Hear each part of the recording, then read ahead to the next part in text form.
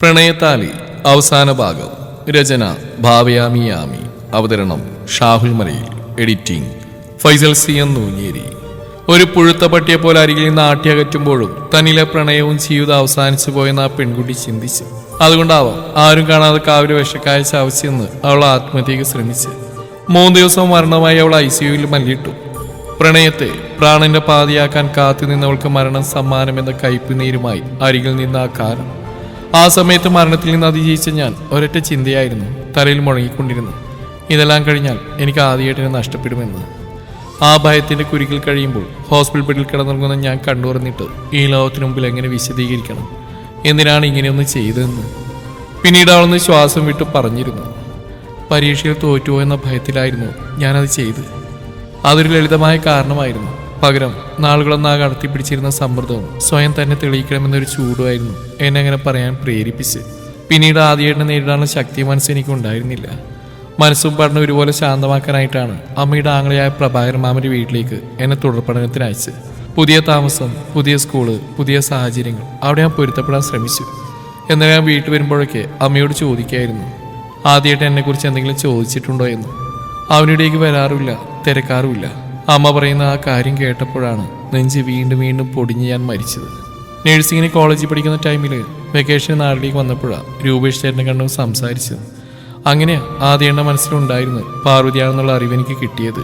ഞാൻ അറിഞ്ഞിരുന്നത് ആദ്യയുടെ സ്നേഹിച്ച പാർവതിയായിരുന്നു, ഈ ധൃതയായിരുന്നില്ല എന്ന്. അത് പറഞ്ഞപ്പോൾ അവളുടെ കണ്ണുകൾ നിറഞ്ഞു തുളുമ്പിയിരുന്നു. ഒരു നിമിഷം അവൾ ഇതെല്ലാം പറഞ്ഞപ്പോൾ അവന്റെ നെഞ്ച് പിടച്ച് പൊട്ടി. ഇതെല്ലാം അവന് പുതിയൊരു അറിവായിരുന്നു. തന്നെ പ്രണയിച്ചു എന്നൊരു തെറ്റുകൊണ്ട് അവൾ തന്റെ ജീവൻ പോലും വെടിയാൻ തയ്യാറായെന്ന്. എന്തുകൊണ്ട് താൻ ഇതൊന്നും അറിഞ്ഞില്ല? പഠനത്തിൽ മോശമായതുകൊണ്ട് അവൾ നാട് ഉപേക്ഷിച്ച് വേറെ നാട്ടിലേക്ക് പോയി എന്ന് അറിഞ്ഞിരുന്നു. പക്ഷെ അടിസ്ഥാന കാരണം താൻ തന്നെയായിരുന്നു. തന്നെ കിട്ടാത്ത കാരണം ജീവനൊടുക്കാൻ ശ്രമിക്കുകയായിരുന്നു. ആദിയുടെ മനസ്സ് കലങ്ങി മറിഞ്ഞു. അത് കണ്ണീരായി പുറത്തേക്ക് ഒഴുകി. ഒരു 8ാം ക്ലാസ്സുകാരിയ ഒരു പെൺകുട്ടിക്ക് ഇതെല്ലാം ചെയ്യാൻ കഴിയുമോ? അവൾക്ക് തന്നെ ഇത്രയധികം പ്രണയിക്കാൻ കഴിയുമോ? താൻ അവൾക്ക് മുമ്പിൽ തോറ്റുപോവുകയായിരുന്നു. ഒടുങ്ങാത്ത പ്രണയം, ആഗ്രഹം മനസ്സിലൊതുക്കി അവൾ ഇത്രയും നാളും ജീവിച്ചില്ലേ? ആരോടും പറയാതെ മനസ്സിലൊതുക്കിയ പ്രണയം ദൈവത്തിൽ കണ്ടു കാണും. ഒരുപക്ഷെ അതായിരിക്കും താൻ അവളിലേക്ക് തന്നെ ചേർത്ത് വെച്ചത്. എന്നാൽ താനും കിട്ടാത്ത പ്രണയത്തിന് വേണ്ടി ആഗ്രഹിച്ച് അവളെ സ്വന്തമാക്കാൻ ശ്രമിച്ചപ്പോൾ അവൾ തൻ്റെ കയ്യിൽ നിന്നും വഴുതി പോവുകയും ചെയ്തു. തൻ്റെ പ്രണയം സത്യമായിരുന്നു, അതുകൊണ്ടാവും ഇങ്ങനെയൊക്കെ സംഭവിച്ച്. അവളുടെ പ്രണയം ആത്മാർത്ഥമായിരുന്നില്ലേ? കണ്ണുകളടച്ച് ശബ്ദിക്കാനാവാത്ത തൻ്റെ അരികിലേക്കുന്നവളെ അവനൊന്ന് നോക്കി ശേഷം പറഞ്ഞു, ഇത്രയധികം നീ എന്നെ പ്രണയിച്ചിരുന്നുവല്ലേ? സോറി, ഞാനതറിയാതെ പോയി. എൻ്റെ മനസ്സിലപ്പോൾ പാറു മാത്രമായിരുന്നു. ഓർമ്മിച്ച നാൾ മുതൽ അവളെയാണ് പ്രണയിച്ചത്. മനസ്സിൽ കൂടൂട്ടിയത് അവൾ തന്നെയാണ്. അതുകൊണ്ടാവാം അത്രയ്ക്ക് മനസ്സിൽ വേരുറച്ചു പോയത്. പക്ഷേ അവളൊരു ചതിയുടെ പ്രതിരൂപമാണ്, ഒരു ദുഷ്ടയാ. ഒരിക്കലും എന്നോട് അവൾ പ്രണയം തുറന്നു പറഞ്ഞിട്ടില്ല. ഞാൻ അവളോട് എൻ്റെ പ്രണയം പറഞ്ഞിട്ടില്ല. എന്തുകൊണ്ടോ ഞാൻ അവളെ സ്നേഹിച്ചു പോയി. അതാണ് എനിക്ക് പറ്റിയ തെറ്റ്. ആ ഇടവഴിൽ ഞാൻ കാത്തുനിന്നത് നിന്നെ അല്ലായിരുന്നു, നിന്റെ കൈയും പിടിച്ചടക്കുന്ന നിന്റെ ആ കൂട്ടുകാരിയായിരുന്നു. അവളുടെ കൂടെ ഞാൻ നിന്നെ കണ്ടിട്ടുണ്ടെങ്കിലും ഞാൻ നിന്നെ ശ്രദ്ധിച്ചിട്ട് കൂടി ഉണ്ടായിരുന്നില്ല. അന്ന് കാവലുത്സവത്തിന് ആ മരച്ചോട്ടിൽ ഞാൻ കാത്തുന്ന പാറുവിനെ ആയിരുന്നു. അവളോട് എൻ്റെ പ്രണയം പറയാം, മനസ്സുറക്കാം. ഞാനവിടെ നിന്നപ്പോഴാണ് ഞാൻ പ്രതീക്ഷിക്കാതെ നീ എൻ്റെ മുന്നിലേക്ക് വന്ന് നിന്റെ പ്രണയം വെളിപ്പെടുത്തിയത്. അതാണ് ഞാൻ നിന്നോട് അത്രയും രൂക്ഷമായി പെരുമാറിയത്. പക്ഷെ ഞാൻ അറിഞ്ഞിരുന്നില്ല നീ പോയി ഇങ്ങനെ ഒരു കടുങ്കൈ ചെയ്യുമെന്ന്. നിന്നെപ്പോലെ തന്നെയായിരുന്നു എനിക്ക് ശ്രീലാലും. എൻ്റെ ക്ലാസ്സിൽ പഠിക്കുന്ന എൻ്റെ കൂട്ടുകാരനാണെങ്കിൽ പോലും പാറുവിനോട് പ്രണയാഭ്യർത്ഥന നടത്തിയെന്ന ഒറ്റ കാരണം കൊണ്ട് ഞാൻ അവനെ വെറുത്തിരുന്നു. മിണ്ടിയിട്ട് കൂടിയില്ല ഈ ജീവിതകാലം അത്രയും. അത്രയ്ക്ക് വെറുപ്പായിരുന്നു എൻ്റെ പാറുവിനെ തട്ടിയെടുക്കാമെന്ന് എൻ്റെ കൂട്ടുകാരനോട്. എന്നാൽ ദൈവം എന്നോട് ചെയ്തു, അതാണ് വിധി. അത്രയും പറഞ്ഞുകൊണ്ട് അവൻ മുറിക്ക് പുറത്ത് ഇരുട്ടിലേക്ക് നടന്നുപോയി. 2 ദിവസം ധൃതയുടെ വീട്ടിൽ താമസിച്ചിട്ടാണ് ഇരുവരും ഉച്ചയ്ക്ക് തന്നെ ആദിയുടെ വീട്ടിലേക്ക് വന്നു. അധികം ദൂരമില്ലാത്തതുകൊണ്ട് തന്നെ യാത്ര വളരെ പെട്ടെന്ന് തന്നെയായിരുന്നു. ആ സമയം ലക്ഷ്മി അമ്മ അവർക്കരിയിലേക്ക് ഓടി വന്നുകൊണ്ട് അമ്പലത്തിൽ നിന്ന് കൊണ്ടുവന്ന പ്രസാദം അവരിരുവരുടെയും നെറ്റിയിലേക്ക് ചാർത്തി കൊടുത്തിരുന്നു. ശേഷം കയ്യിലേക്ക് അല്പം അവൾ നനച്ച പ്രസാദവും നൽകി. ശേഷം ആ അമ്മ മനം പറഞ്ഞു, 2 പേരും ഒരുപോലെ കഴിച്ചോളൂ. ഞാൻ ഇന്നും മണ്ണാർശാലയിൽ പോയിരുന്നു. ധർമ്മദൈവങ്ങളോട് ഉള്ളിരുക്കി പ്രാർത്ഥിച്ച് സന്താന ഭാഗ്യത്തിന് വേണ്ടിയ ഉരുളിയും കമിഴ്ത്തി. ഇനി 2 പേരും കൂടി ഈ വീട് നിറയെ കുട്ടികളെ തന്നെ ഈ അമ്മയ്ക്ക്. അത് കേട്ടതും ധൃതയുടെ മുഖം ചുമന്നതെടുത്തുകൊണ്ട് അവൾ ഇടം കണ്ടിട്ട് ആദ്യം നോക്കി. അപ്പോഴും ആ മുഖത്ത് ഗൗരവഭാവം തന്നെയായിരുന്നു. വീട്ടിലെത്തിയ ശേഷം തന്റെ വീട്ടുകാരായ ശങ്കരനെയും രൂപേഷിനെയും തേക്കി അവരുടെ സ്ഥിരം സങ്കേതമായ വായനശാലയിലേക്ക് പോയി അവൻ. അവിടേക്ക് ചെന്ന് അവൻ ശങ്കരനെയോ രൂപേഷിനെ അവിടെ കാണാനായില്ല. അപ്പോൾ അവിടെ അപ്രതീക്ഷിതമായി ഒരു ചൂടുകളുടെ ശബ്ദം പ്രതിധ്വനിച്ചു. ഷെൽഫിനരികിൽ നിന്നൊരു പെൺകുട്ടി ഒരു പുസ്തകം ചേർത്ത് പിടിച്ച് പുറത്തെത്തുകയായിരുന്നു. അലങ്കാരങ്ങൾ ഏതുമില്ലാതെ ഒരു പെൺകുട്ടി പാർവതി. പക്ഷേ ആദിക്കൊരു സാധാരണ ദൃശ്യമായിരുന്നില്ല. അവൾ ഇറങ്ങി വരുമ്പോൾ പുറത്തുനിന്നൊരു ബൈക്കിന്റെ എഞ്ചിൻ ശബ്ദം എത്തി. അവളെ കാത്തിരുന്നവൻ തന്നെ. അവൾ ബൈക്കിലേക്ക് കയറുന്നതിന്റെ നിമിഷം ഹെൽമറ്റ് പോലും വെക്കാതിരുന്ന ആ യുവാവിന്റെ മുഖം അവന് പരിചിതമായിരുന്നു. തന്നെ ചതിക്കാൻ കൂട്ടുന്ന പാർവതി എന്ന വഞ്ചകിയും അവളുടെ കാമുകനും കുഞ്ഞിന്റെ അച്ഛനും അവനാണെന്ന് ആദിക്ക് ആ സമയം മനസ്സിലായി. ഇവൻ തന്നെ ആ ചെറുപ്പക്കാരൻ. അവന് നെഞ്ചൊരു ഉറുമ്പുകടിയേറ്റ് പോലെ വിറങ്ങലിച്ചു. ഉള്ളിലേക്ക് പൊട്ടിപ്പുറപ്പെടുന്ന അതിശക്തമായ ദേഷ്യം അവനെ മുഴുവൻ പിടിച്ചു കെട്ടി. ഉറപ്പുള്ള ചുവടുകളോടെ അവൻ വീട്ടിലേക്ക് നടന്നിറങ്ങുമ്പോൾ ഒരൊറ്റ ചിന്ത മാത്രമാണ് തലയിൽ മുഴങ്ങിയത്. എങ്ങനെ അവളെ അവന് സ്വന്തമായി? വാതിൽക്കൽ തന്നെ അവനെ കണ്ടുനിന്ന് ലക്ഷ്മി അമ്മയായിരുന്നു. അവൾക്ക് അവന്റെ വരവ് ശാന്തമല്ലെന്നൊരു നിമിഷം കൊണ്ട് തന്നെ മനസ്സിലായി. അവനിൽ നിന്നൊഴുകുന്ന അതിരൂക്ഷമായ കോപം വാതിൽക്കൽ കാറ്റുപോലും വിറക്കുന്ന പോലെ. ലക്ഷ്മി അമ്മയുടെ കണ്ണുകൾ കടുപ്പമായി. എന്താ ഇത്രയും ദേഷ്യത്തോടെ കയറിയിരുന്ന്? എന്തു പറ്റി മോനെ? അവർ ആരോട് നില ചോദിച്ചുകൊണ്ടിരുന്നു. വാതിൽക്കൽ നിൽക്കുന്ന അവൻ ആ നിമിഷം പൊട്ടിത്തെറിയുടെ വക്കിലായിരുന്നു. ഒരു വശത്ത് തീ പിടിച്ച രോഷം, മറുവശത്ത് ലക്ഷ്മി അമ്മയുടെ കടുപ്പമുള്ള ചോദ്യങ്ങൾ. അവിടെ ആ വീട്ടിലെ വായുവിന് പോലും ദേഷ്യത്തിന്റെ അഗ്നിജ്വാലയുടെ ഗന്ധമുണ്ടായിരുന്നു. ആ സമയമായിരുന്നു പുറത്ത് ആദിയുടെ ശബ്ദം കേട്ട ദ്രുത അവനുള്ള കട്ടനുമായി പുറത്തേക്ക് വന്ന്. ചൂടുകട്ടനുമായി പുറത്തു വന്ന അവൾ ആ ഗ്ലാസ് അവന് നേരെ നീട്ടിയതും ദേഷ്യത്താൽ കൊടുമ്പിരി കൊണ്ടിരുന്നവൻ വേഗത്തിൽ ആ ഗ്ലാസ് തട്ടിത്തെറിപ്പിച്ചത് ഒരുമിച്ചായിരുന്നു. മുന്നിൽ നടന്ന എന്താണെന്ന് മനസ്സിലാവാതെ അവളൊന്ന് പകച്ചു നിന്നു. നീ ഒറ്റൊരുത്തിയാ ഇതിനെല്ലാം കാരണം എന്ന് നീ എന്റെ പ്രണയനോട് പറഞ്ഞോ? അന്ന് തുടങ്ങിയ എന്റെ കഷ്ടകാലം. നീ ഒരു ദുശകുന. ഇത്രയൊക്കെ എന്നെ ദ്രോഹിച്ചിട്ടും വീണ്ടും എന്റെ ജീവിതത്തിൽ അള്ളിപ്പിടിച്ചിരിക്കാൻ നിനക്ക് നാണമില്ലേ? സമനില തെറ്റി നിൽക്കുവാൻ ഞാൻ. ഒന്ന് ഇറങ്ങിപ്പോ എന്റെ മുന്നിൽ നിന്ന്. ദൈവത്തെ ഓർത്ത് എന്നെ ഒന്ന് വെറുതെ വിട് എന്ന് പറഞ്ഞുകൊണ്ട് അവൻ ദേഷ്യത്തോടെ തന്നെ മുറിയിലേക്ക് കയറിപ്പോയി. ഇതെല്ലാം കേട്ട് ദ്രുത തരിച്ചങ്ങനെ നിന്നുപോയി. താൻ ഒരിക്കലും പ്രതീക്ഷിക്കാത്ത വാക്കുകൾ അവന്റെ വായിൽ നിന്ന് വീണ്ടും വീണിരിക്കുന്നു. കരയാതെ അവൾ പിടിച്ചെന്നെങ്കിലും അവളുടെ മനസ്സ് അലറി അലറി കരയുകയായിരുന്നു. അന്നൊരിക്കൽ താൻ പ്രണയം തുറന്നു പറഞ്ഞപ്പോഴും അവൻ ഇങ്ങനെയാണ് തന്നോട് പെരുമാറിയത്. ഒരുപാട് വിഷമിച്ചെന്ന് താൻ ആ വിഷക്കായ പറിച്ചു നിന്ന്. ഇനിയും ഈ ആത്മസംഘർഷം അനുഭവിക്കാൻ ഞാൻ തയ്യാറല്ല. ഇതിനൊപ്പം തന്നെ ഒരു പ്രതിവിധി കണ്ടെത്തണം. ഉറച്ച ഒരു തീരുമാനത്തോടെ അവളും അകത്തേക്ക് കയറി. ആ സമയം അവളുടെ ഭാവം എന്താണെന്ന് ലക്ഷ്മി നമുക്ക് പോലും മനസ്സിലായില്ല. അടുക്കളയിലേക്ക് ചെന്നപ്പോൾ കണ്ടു സ്ലാബിന് മുകളിലിരിക്കുന്ന തന്റെ ഫോൺ എടുത്ത് ആരുടെയോ നമ്പർ ഡയൽ ചെയ്ത് ചെവിയിലേക്ക് വെച്ചിരുന്നു. ഫോണിലെ സംസാരം കഴിഞ്ഞപ്പോൾ അവളുടെ മുഖത്ത് സമാധാനം നിറയുന്ന അവൾ അറിഞ്ഞു. ശേഷം ലക്ഷ്മി അമ്മക്കടുത്തായി ചെന്നിരുന്നുകൊണ്ട് പറഞ്ഞു, എല്ലാത്തിനുള്ള തീരുമാനം നാളെ ഉണ്ടാവും, വിഷമിക്കണ്ട. ആദ്യ തിരക്കി ചങ്കര രൂപേഷും വീട്ടിൽ ചെന്നപ്പോൾ അന്ന് അവിടെ നടന്ന കാര്യങ്ങളെല്ലാം ലക്ഷ്മി അമ്മ അവരോട് തുറന്നു പറഞ്ഞു. കേട്ട വാർത്ത നല്ലതല്ലാത്തതുകൊണ്ട് തന്നെ അവരിരുവരും ദേഷ്യത്തോടെ തന്നെ അവനെ തിരക്കി വായനശാലയിലേക്ക് പോയി. അവിടെ ചെന്നപ്പോൾ അവൻ ഇരിക്കാറുള്ള ബെഞ്ച് ശൂന്യമായിരുന്നു.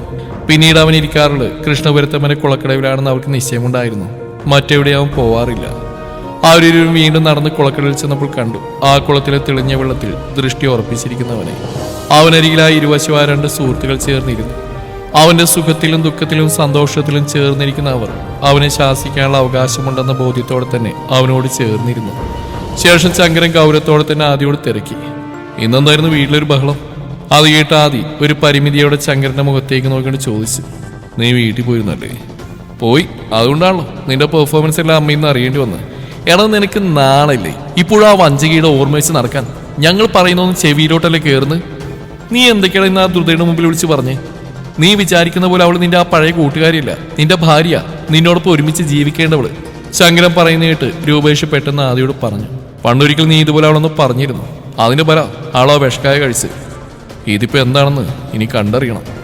എടാ അവളൊരു പെണ്ണാ, അവൾക്കൊരു മനസ്സുണ്ട്. അത് നീ ആദ്യം മനസ്സിലാക്ക്. നീ ഇന്ന് പാറുവിനെ കണ്ടതല്ലേ? അതിന് പറയായിട്ടല്ലേ നീ ഇന്ന് വീട്ടിൽ അത്രയും പ്രശ്നം ഉണ്ടാക്കിയത്? നീ നിന്നെ പാറുവിനെ പ്രണയിച്ച പോലെ തന്നെ അത്രയും ചെറുപ്രായത്തിൽ നിന്നെ പ്രണയിക്കാൻ തുടങ്ങിയത് അവള്. എന്നെങ്കിലും അവളുടെ പ്രണയം നീ മനസ്സിലാക്കുന്ന കരുതി എത്ര കാരണം അവൾ നിന്റെ പുറകെയാണെന്ന്. നിനക്ക് വേണ്ടി മരിക്കാൻ പോലും തയ്യാറായ പെണ്ണാവള്. ആ അവളെയാ നീ. രൂപേഷ് പറയുന്ന കേട്ട് ആദ്യം ഒന്നും മിണ്ടാ കുനിയിരുന്നു. നീ ഇപ്പൊ പാറുവിനെ കാണുമ്പോ എന്തിനാ ഇങ്ങനെ ടെൻഷൻ അടിക്കുന്നത്? അവള് നിന്റെ ജീവിതത്തിൽ തന്നെ വിട്ടൊഴിഞ്ഞു പോയതാ. ഇനി നിന്റെ കൂടെയുള്ളവളാ നിന്റെ ജീവിതം. അത് കേട്ട് ശങ്കരൻ ചിരിച്ചുകൊണ്ട് ആദിയോട് പറഞ്ഞു, ഇന്ന് അമ്മ ഉരുളി കമിഴ്ത്താൻ വേണ്ടി മണ്ണാർശാലയിൽ പോയി എന്ന് പറഞ്ഞു, നിനക്കൊരു കുഞ്ഞുണ്ടാകാൻ വേണ്ടി. എടാ കട്ടിൽ കിടന്ന് നീ അവളൊന്ന് ഉരുണ്ട് മതിച്ചാൽ കുഞ്ഞുണ്ടാകുന്നത് നിന്റെ അമ്മക്ക് അറിയാൻ വയ്യായിട്ടല്ല, അതിനുള്ള ആരോഗ്യ ആയുസും സൗഭാഗ്യം തരണമെന്ന് പ്രാർത്ഥിക്കാനാ ആ പാവ അമ്പലനടയിൽ പോയത്. ഇനിയും മാതിരി പരിപാടികൾ നിന്റെ ഭാഗത്തുണ്ടായെന്ന് ഞങ്ങൾ അറിഞ്ഞാ ഇനി ഒരിക്കലും നിനക്ക് ഞങ്ങൾ കൂട്ടു നിൽക്കില്ല. ശരി, സമയം വൈകുന്നു, വീട്ടിലേക്കില്ലേ, അമ്മയോട് നിന്നെ കാത്തിരിക്കും എന്ന് പറഞ്ഞുകൊണ്ട് ആദിയുടെ കയ്യും പിടിച്ച് അവരാ കുളക്കടവിൽ നിന്നും പടികൾ കയറി.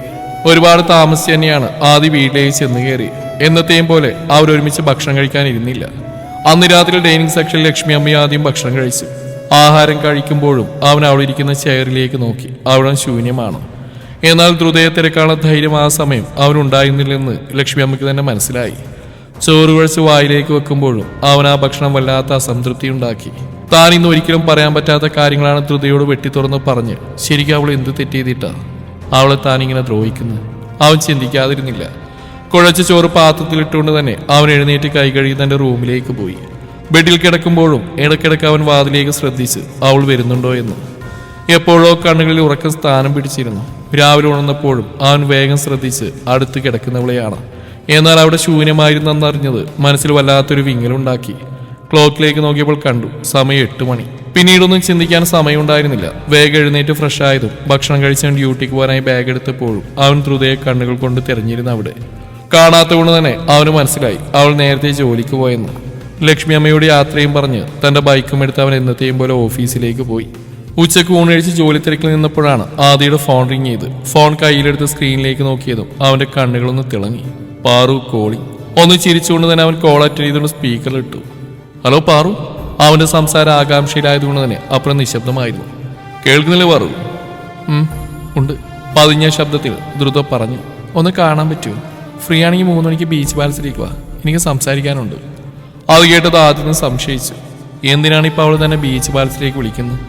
കാര്യമായിട്ട് എന്തോ സംഭവിച്ചിട്ടുണ്ട്. അവൻ ചിന്തിച്ചതിന് മറുപടി അറിഞ്ഞു. ആ വരാം എന്ന് മൂളിക്കൊണ്ട് അവൾ ഫോൺ കട്ട് ചെയ്തിരുന്നു.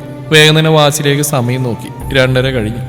മാനേജറെ കണ്ട് അർജന്റായി ഒരാളെ കാണണമെന്ന് പറഞ്ഞുകൊണ്ട് അവൻ പുറത്തേക്ക് തന്നെ ബൈക്കിനരികിലേക്ക് ഓടി. ബീച്ച് പാലസിലേക്ക് ചെല്ലുമ്പോൾ അവൻ കണ്ടു ആ തണൽ മരത്തിന് കീഴിലെ കസേരമേലിരിക്കുന്ന ദ്രുതയെ. പതിയെ നടന്ന് അവൾക്കരികിലേക്ക് ചെന്നപ്പോൾ അവൾ അവനെ ശ്രദ്ധിക്കുകയായിരുന്നു. വെളുത്ത മുഖവും കട്ടിമീശയും കുഞ്ഞിക്കണ്ണുകളും കട്ടിപ്പുരികവുമുള്ള ഒരു സുന്ദരൻ. ആദർശ് എന്ന ആദി, തന്റെ ആദിയേട്ടൻ. എന്താണോ ഈ സമയത്ത് കാണുമെന്ന് പറഞ്ഞ്? അത് ഇവിടെ. മറ്റു ഭാവവ്യത്യാസങ്ങളൊന്നുമില്ലാതെ തന്നെ അവൻ തുറന്നവളോട് ചോദിച്ചു. എന്നാൽ അവളുടെ മുഖത്ത് അതിശയം നിറഞ്ഞു. താൻ ഇന്നലെ കണ്ട ആദിയായിരുന്നില്ല തന്റെ മുമ്പിൽ നിൽക്കുന്ന അത്രയ്ക്കും ശാന്ത സ്വരൂപനായ ഒരു മനുഷ്യൻ. ആൾക്കരികിലേക്ക് ആ ചേർന്നിരുന്നുകൊണ്ട് അവൻ ചോദിച്ചു. വേഗം കാര്യം പറ, എനിക്ക് തിരിച്ച് ഡ്യൂട്ടി കയറണം. അത് കേട്ട് അവൾ അറ്റം കാണാത്ത കടയിലേക്ക് ശ്രദ്ധിച്ചുകൊണ്ട് അവനോട് പറഞ്ഞു. നമുക്കിവിടെ നിർത്താനില്ല. ഇനി ജീവിതം മുന്നോട്ടുണ്ടോന്നതിൽ അർത്ഥമില്ല.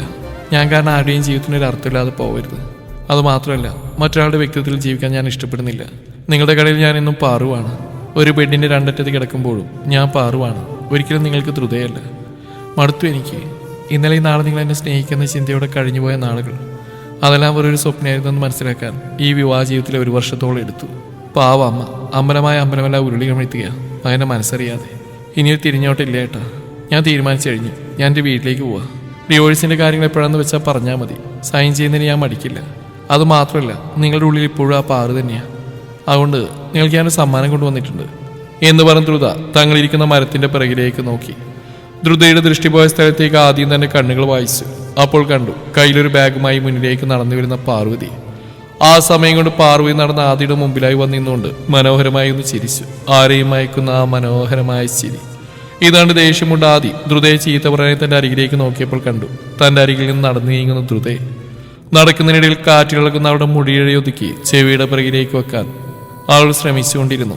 വേഗം തന്നെ സർവ്വശക്തി എടുത്ത് ആദ്യം അവളെ ഉറച്ചു വിളിച്ചു. അത് കേട്ടിട്ടും കേൾക്കാൻ നടന്നു പോകുന്നവളെ അവൻ വീണ്ടും ഉറച്ച് ഒരിക്കൽ കൂടി വിളിച്ചു. ദ്രുത! ആ ഒരു നിമിഷം അവൾ ഞെട്ടിപ്പോയിരുന്നു. ആദ്യമായി താൻ പ്രതീക്ഷിക്കാത്ത സമയത്ത് തന്റെ പേര് അവൻ ഉറച്ച് വിളിച്ചിരിക്കുന്നു. ഒരു നിമിഷം അവിടെ നിന്നുകൊണ്ട് അവൾ മെല്ലെ തിരിഞ്ഞ് അവരിരുവരെയും നോക്കി. ആ സമയം കൊണ്ട് തന്നെ ആദ്യം പാർവതിയും നടന്ന് അവളുടെ അരികിലേക്ക് എത്തി. മറ്റൊന്നും ചിന്തിക്കാതെ ഗൗരവഭാവത്തിൽ തന്നെ ആദ്യം ദ്രുതയോടായി ചോദിച്ചു. നീ ഇപ്പൊ എവിടെ പോവാ? അത് കേട്ടൻ കണ്ണീർ വാർത്തുകൊണ്ട് അവൾ പറഞ്ഞു. എൻ്റെ വീട്ടിലേക്ക്. എൻ്റെ അച്ഛനോട് അമ്മയോട് കാര്യങ്ങൾ പറഞ്ഞാൽ അവർക്ക് മനസ്സിലാവും. ചേരേണ്ടവരെ ചേരാൻ പാടുള്ളൂ. നിങ്ങളുടെ ജീവിതത്തിൽ ഞാനൊരു അധികപ്പറ്റ. അത് കേട്ടത് ആദ്യ കാർക്കിഷ്യത്തോടു കൂടി പറഞ്ഞു. ഈ വഞ്ചയ്ക്ക് മുന്നിൽ എന്നിട്ട് കൊടുത്തിട്ട് നീ പോവാണ് ദ്രുത. ഇത്രയും നേരം നീ നിന്റെ തീരുമാനം പറഞ്ഞേ. എങ്കിൽ ശരി, നീ എന്റെ തീരുമാനം കൂടി കേട്ടോ. വൈകിട്ട് ഞാൻ വീട്ടിൽ വരുമ്പോ മങ്കടക്കറി വെച്ചതും കൂടി വേണം എനിക്ക് ചോറ് തരാൻ. അതും നിന്റെ കൈ കൊണ്ട് വിളമ്പി തരണം. ഇനി അങ്ങോട്ട് അത് മതി. അതെനിക്കിഷ്ടം. പിന്നെ പാവം പിടിച്ച് എന്റെ അമ്മേനെ അമ്പലത്തിൽ ഉരുളിയമിഴ്ത്താൻ വിടാൻ ഞാൻ സമ്മതിക്കില്ല. പകരം എന്റെ വീട്ടുമുറ്റത്ത് വയറും തള്ളി നീ നടക്കുന്നത് ഞാൻ കാണിച്ചു തരാം. ഇനി ഉരുളിയും ഉരുളിച്ചൊക്കെ നമ്മുടെ മുറിയിൽ നമ്മുടെ കട്ടിൽ മതി. അത് നമ്മൾ രണ്ടുപേരും. ഇതൊക്കെ കേട്ട് ദ്രുതയുടെ കിളിവാറിയുന്നു. നമ്മുടെ ചെക്കനാദി ഇത്രയും വളർന്നു എന്ന് തന്നെ അവൾ ചിന്തിച്ചു. എന്നാൽ ഇത് കേട്ടുന്ന പാർവതിയുടെ ബൾബുകൾ മിന്നി അടിച്ചുപോയി. ദ്രുതയുടെ അരികിലേക്ക് ചെന്നിരുന്നുകൊണ്ട് അവിടെ കണ്ണുകൾ തുടച്ച് അവളുടെ കൈകളിൽ അവന്റെ കൈകൾ ചേർത്ത് പിടിച്ചുകൊണ്ട് പാർവതിക്ക് അരികിലായി വന്നിരുന്നുകൊണ്ട് പാർവതിയോട് പറഞ്ഞു, ആഹാ, ആരിത് വഞ്ചികയോ? കല്യാണത്തിന് ഇഷ്ടമാണെന്നൊക്കെ പറഞ്ഞ് കല്യാണത്തിന് അന്ന് ഒളിച്ചോടിപ്പോയവളല്ലേ? എന്താ പെട്ടിയും പ്രവണൊക്കെ ആയിട്ട് ആരെങ്കിലും വിളിച്ചോ നിന്നെ? പിന്നെ നിന്റെ കെട്ടിയവനെ കണ്ടിരുന്നു. അതാണ് ശരിക്കും ഈ പ്രശ്നങ്ങൾക്ക് തന്നെ കാരണം എന്ന് പറഞ്ഞുകൊണ്ട് അമർഷത്തോടെ തന്റെ പോക്കറ്റിൽ നിന്ന് 200 രൂപയുടെ നോട്ടെടുത്തു. എന്നിട്ട് ആ പാർവതിയുടെ കയ്യിലേക്ക് വെച്ച് കൊടുത്തിട്ടുണ്ടാവും പറഞ്ഞു, എന്നാലും വന്ന സ്ഥിതിക്ക് തിരിക്കട്ടെ, ഒരു ഓട്ടോ വിളിച്ച് നിന്റെ വീട് പിടിക്കാൻ നോക്ക് എന്നും പറഞ്ഞുകൊണ്ട് അവൻ ദ്രുതയുടെ കൈയും പിടിച്ച് തന്നെ വണ്ടിയുടെ അരികിലേക്ക് നടന്നു. എന്നാൽ അവന്റെ കൈയും പിടിച്ച് നടന്നുപോയ ദ്രുത പെട്ടെന്ന് തിരിഞ്ഞ് പാർവതിയെ നോക്കി. അതുകൊണ്ട് പാർവതി പെട്ടെന്ന് തന്നെ തന്റെ വലത് കൈയുയർത്തി തള്ളവിരൽ കൊണ്ട് സൂപ്പർ എന്ന് കാണിച്ച് ചിരിച്ചു നിന്നു. ആ ഈണക്കുരികൾ തന്റെ കണ്ണിൽ നിന്നും മറയുന്നവരെ പാർവതി ആ കാഴ്ച കൺകുളിർക്ക് നോക്കി നിന്നു. ശേഷം അവളിരുന്ന് ആ ചെയറിലേക്ക് വന്ന് സ്ഥാനം പിടിച്ചു. കടലിന് അഗാധമായ ആ നീലിമ നോക്കി പാർവതി കണ്ണീരോടെ മൊഴിഞ്ഞു. ദ്രുത, പ്രിയ കൂട്ടുകാരി, ഞാൻ പ്രണയിച്ച പോലെ നിനക്ക് അവനെ പ്രണയിക്കാൻ സാധിക്കുമോ? അതിന് നിനക്ക് സാധിക്കട്ടെ എന്ന് ഞാൻ പ്രാർത്ഥിക്കുന്നു. വഞ്ചിക എന്ന പേര് സ്വയം ഏറ്റുവാങ്ങി ഹൃദയം പിളരുന്ന വേദനയോടെ ഞാൻ നിനക്ക് അവനെ വിട്ടുതരുന്നു. പെട്ടെന്ന് അവൾ മുഖം പൊത്തി കരഞ്ഞുപോയി. തന്റെ ആദ്യത്തെ പ്രണയത്തിന്റെ ഏടുകൾ അവൾക്ക് മുമ്പിൽ ഒരു തിരശീല പോലെ മിന്നിമാഞ്ഞുകൊണ്ടിരുന്നു. ആശാൻ പള്ളിക്കൂടത്തിൽ പഠിക്കുന്ന കാലം മുതൽ തന്നെ ശ്രദ്ധിച്ചിരുന്ന ആദിയുടെ കണ്ണുകൾ. ആ കണ്ണുകളിൽ അന്ന് എന്തായിരുന്നെന്ന് തനിക്കറിയില്ല. പക്ഷെ ഒരു 8ാം ക്ലാസ്സുകാരിക്ക് പിന്നീട് മനസ്സിലാക്കാൻ സാധിച്ചു. പ്രണയം തുളുമ്പുന്ന നോട്ടത്തോടെ പല ഇടവഴികളിൽ അവൻ തന്നെ കാത്തു നിന്നു. പലപ്പോഴും ആഗ്രഹിച്ചതാണ് അവൻ തന്നോട് തുറന്നു പറയുമെന്ന്. പല ആവർത്തി അവനോട് തുറന്നു പറയാൻ താനും ശ്രമിച്ചതാണ്. പക്ഷേ നടക്കാതെ പോയി. അത് വിധി. അന്ന് രണ്ടും കൽപ്പിച്ച കാവലോത്സവത്തിന് തന്നെയും പ്രതീക്ഷിച്ച് മരച്ചോട്ടിലിരിക്കുന്നവനോട് പ്രണയം തുറന്നു പറയാൻ ഉറപ്പിച്ചു വന്ന താൻ കാണുന്നത് തന്റെ പ്രിയ കൂട്ടുകാരി ദ്രുതയെ കഠിനമായി ശകാരിക്കുന്ന ആദിയേട്ടനെയായിരുന്നു. നെഞ്ചുപൊട്ടി കരഞ്ഞുകൊണ്ട് ആ കാവിനുള്ളിൽ കൂടുന്ന തന്നെ കൂട്ടുകാരിയെ ശ്രദ്ധിക്കാതിരിക്കാൻ തനിക്കായില്ല. അതുകൊണ്ട് തന്നെ ആദിയേട്ടൻ അവഗണിച്ചുകൊണ്ടായിരുന്നു അവൾക്ക് പിറകെ കാട്ടിലേക്ക് ഓടിയത്. അവൾക്ക് പിറകെ ഓടിച്ചെന്ന താൻ കാണുന്നത് ബോധരഹിതയായി താഴേക്ക് വീഴുന്നവളെയായിരുന്നു. ഹൃദയം പറഞ്ഞു പോകുന്ന വേദനയോട് അലറിക്കരഞ്ഞ നിമിഷം, അവളുടെ ജീവന് വേണ്ടി ദൈവത്തോട് കരഞ്ഞപേക്ഷിച്ച സമയം. പ്രണയമായിരുന്നില്ല ആ സമയം, കൂട്ടുകാരിയുടെ ജീവന് വേണ്ടിയുള്ള ഹൃദയവേദനയായിരുന്നു തന്റെ ഉള്ളിൽ. ഹോസ്പിറ്റൽ വരാന്തയിൽ കാത്തുനിന്ന ദിവസങ്ങൾ. മരണവുമായി മല്ലിട്ട് കിടക്കുന്നവളെ കണ്ടപ്പോൾ ഹൃദയം വിങ്ങിപ്പിടഞ്ഞു. സന്തോഷാചാരിയായി കൂടെ നടന്നിട്ടും അവൾ എന്തിനിത് ചെയ്തു എന്നറിയാനുള്ള വാശിയായിരുന്നു ഉള്ളു നിറച്ചു. 4ാം പക്കം ജീവിതത്തിലേക്ക് തിരിച്ചു വന്നവൾ താൻ എന്തിനിത് ചെയ്തു എന്ന് മാത്രം ആരോടും വെളിപ്പെടുത്തിയില്ല. പക്ഷേ കൂട്ടുകാരിയായി തന്നെ കാണുമെന്ന് അവൾ ആവശ്യപ്പെട്ടു. ICU ബെഡിനരികിൽ മെഡിക്കൽ എക്യുപ്മെന്റ്സിനിടയിൽ കിടക്കുന്നവളെ കണ്ണീരോടെ കാണാനേ തനിക്കായുള്ളൂ. അവൾ ജീവൻ വെടിയാൻ ചെയ്ത പ്രവൃത്തി എന്തിനു വേണ്ടിയാണെന്ന് എന്നോട് തുറന്നു പറഞ്ഞു. ആദിയേട്ടന് വേണ്ടി. അവളുടെ മനസ്സ് നിറച്ച അവളുടെ പ്രണയം. ആദിയേട്ടൻ അവളുടെ പ്രണയത്തെ നിസ്സാരമായി തള്ളിക്കളഞ്ഞു. ആ ഒരൊറ്റ കാരണം കൊണ്ടായിരുന്നു അവൾ അങ്ങനെ ചെയ്തതെന്ന് എന്റെ ഹൃദയം വല്ലാതെ നടുങ്ങിപ്പോയിരുന്നു. വെറും 13 വയസ്സ് മാത്രം പ്രായമുള്ള ആ പെൺകുട്ടിക്ക് അങ്ങനെ ഒരു വിഡ്ഢിത്തം കാണിക്കാൻ മനസ്സുറച്ചിട്ടുണ്ടെങ്കിൽ അവളുടെ മനസ്സിലാവാനുള്ള സ്ഥാനം എത്രയും വലുതാണെന്ന് ഞാൻ ചിന്തിച്ചു. അപ്പോൾ താനും അവനെ സ്നേഹിക്കുന്നുണ്ടെന്ന് തന്റെ കൂട്ടുകാരി അറിഞ്ഞാൽ അവളുടെ നിലയെന്താവും? തന്റെ പ്രണയം കൂടി ജീവനില്ലാതാവാൻ പാടില്ല. അതും തന്റെ സന്തോഷാചാരിയായ പ്രിയ കൂട്ടുകാരി ആദിയേട്ടൻ അവളുടെ മുറച്ചെറുക്കനും. തന്റെയും ആദിയേട്ടനെ കുടുംബങ്ങൾ തമ്മിൽ സമൂഹത്തിൽ വേറിട്ട വൈരുദ്ധ്യം തന്നെയുണ്ട്. എന്റെ സൗഹൃദത്തിന് വിലങ്ങുതടിയാവരും തന്റെ പ്രണയമെന്ന് താൻ ചിന്തിച്ചു. അങ്ങനെ ചിന്തിക്കാനേ ചന്ദ്രോത്ത മാധവമേനോന്റെ മകൾക്ക് കഴിയുമായിരുന്നുള്ളൂ.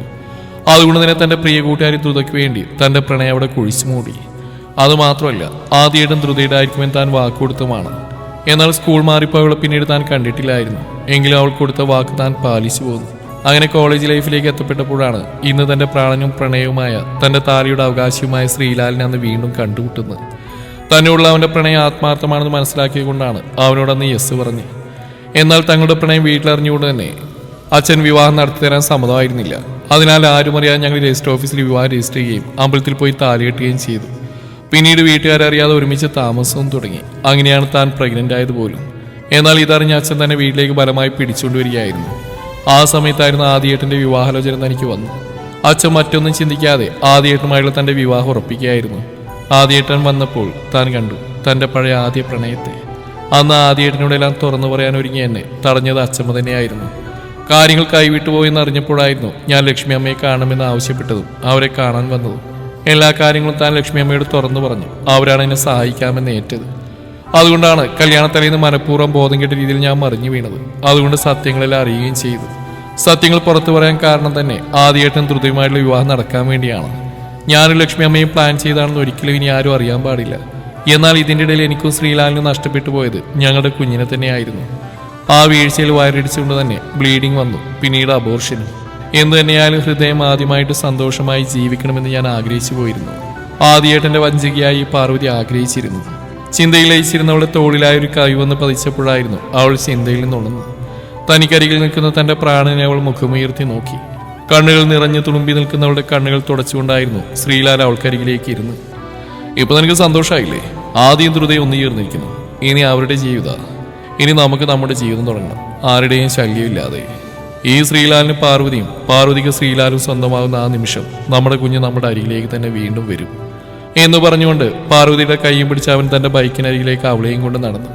അവരിരുവരും ആ ബൈക്ക് യാത്ര തുടർന്നത് അവരുടെ ഇനിയുള്ള ജീവിതത്തിലേക്കായിരുന്നു. സന്തോഷവും സമാധാനം നിറഞ്ഞ അവരുടെ ജീവിതത്തിലേക്ക്. ദ്രുതയും ആദ്യം തമ്മിലുള്ള സന്തോഷം നിറഞ്ഞ വിവാഹ ജീവിതം ഒരു വശത്ത് ആരംഭിക്കുമ്പോൾ ശ്രീലാലും പാർവതിയും അവരുടെ പ്രണയം നിറഞ്ഞ മനോഹരമായ ജീവിതവും ആസ്വദിക്കുകയായിരുന്നു. ഈ കഥ ഇവിടെ അവസാനിക്കുന്നു. നിങ്ങളുടെ അഭിപ്രായങ്ങൾ കമന്റുകളായി രേഖപ്പെടുത്തുക. Thank you.